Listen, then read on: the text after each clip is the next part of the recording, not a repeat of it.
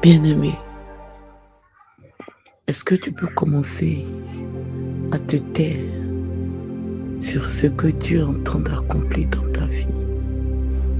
Notre premier ennemi, c'est notre bouche. Notre premier ennemi, c'est notre entourage. Tu t'entoures des mauvaises personnes. Tu parles trop. Ferme ta bouche. Ferme ta bouche. Arrête de vouloir tout expliquer. Arrête de vouloir parler dans tout. Arrête. Ne sais-tu pas que on ne s'assoit pas partout pour parler? Ne sais-tu pas qu'on ne s'assoit pas avec n'importe qui pour parler?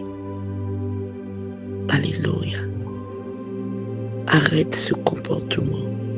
Nous sommes à l'heure de la bénédiction. Et c'est votre servante de Dieu, la prophétesse Bénédicte Kokou.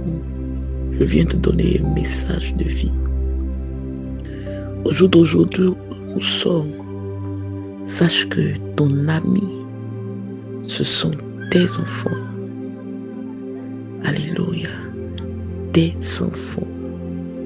Et Dieu. Confie-toi en l'Éternel et tu réussiras. Malheur à celui qui s'assoit en compagnie des moqueurs, car il trouve malheur en chemin. Dis-moi avec qui tu t'assois, je te dirai qu'est-ce que tu deviendras demain. Dieu t'a dit que tu auras une promotion. Tu as commencé à sentir un peu le vent de la promotion. On ne peut plus respirer. Tu parles à tout le monde. Tu dis, c'est toi qui as des sœurs, c'est toi qui as des frères. Et ma sœur, mon patron m'a appelé dans son bureau. Voilà. Je sens que vraiment ça sera bon. Et tu es étonné de voir que ça n'arrive pas. Alléluia. Ton premier ennemi, c'est celle que tu appelles ta sœur. C'est celui que tu appelles ton frère. Regarde, apprends à garder dans ton ventre comme une grossesse.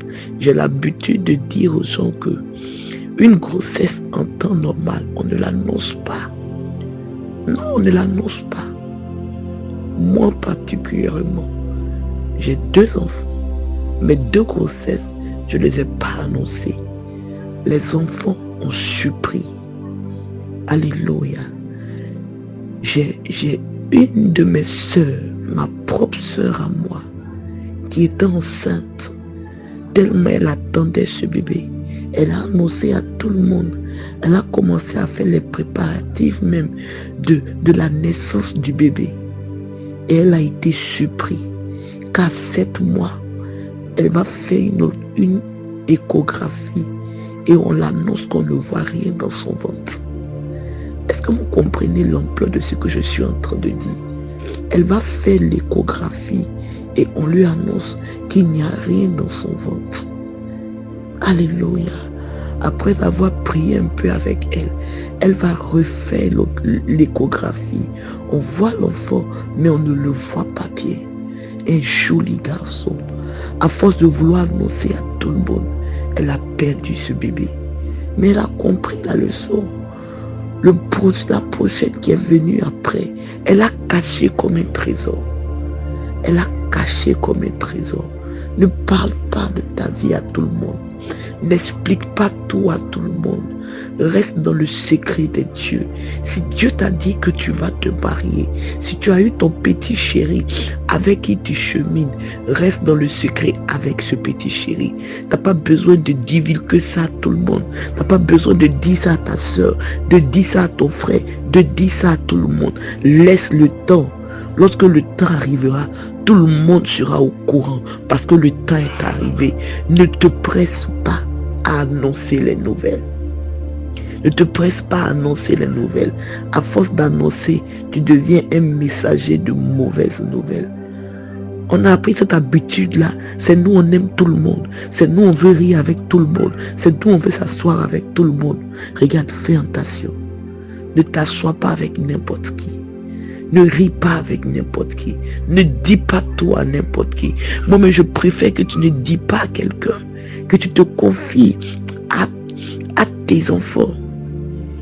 Et si tu as un guide sérieux, un guide spirituel qui ne parle pas trop, un guide spirituel qui n'ira pas te vendre, qui ne va pas prendre ton témoignage pour prêcher, va vers ce dernier-là et confie-toi, parce qu'il doit prier pour toi, il doit te soutenir jusqu'à la grossesse. Alléluia. Alléluia. Celui qui se confie à n'importe qui périt. Dieu n'aime pas celui qui s'assoit en compagnie des beaux cœurs, celui qui a trop d'amis, celui qui a tant d'amis, celui qui parle avec n'importe qui, celui qui fait n'importe quoi et n'importe comment. Arrête. L'heure n'est pas au bavardage, l'heure n'est pas au verbiage, l'heure est à la concentration. L'heure est à la consécration. L'heure est à fermer ta bouche. Parce que Dieu t'a dit que tu vas te doter. Tout le quartier est au courant que tu vas te doter. Et tu es surpris de voir que le moment où la dot arrive, la dot ne se fait jamais. C'est parce que tu parles trop. C'est parce que tu as trop parlé. C'est parce que tu as trop parlé. Ton fils est sur le point de travailler.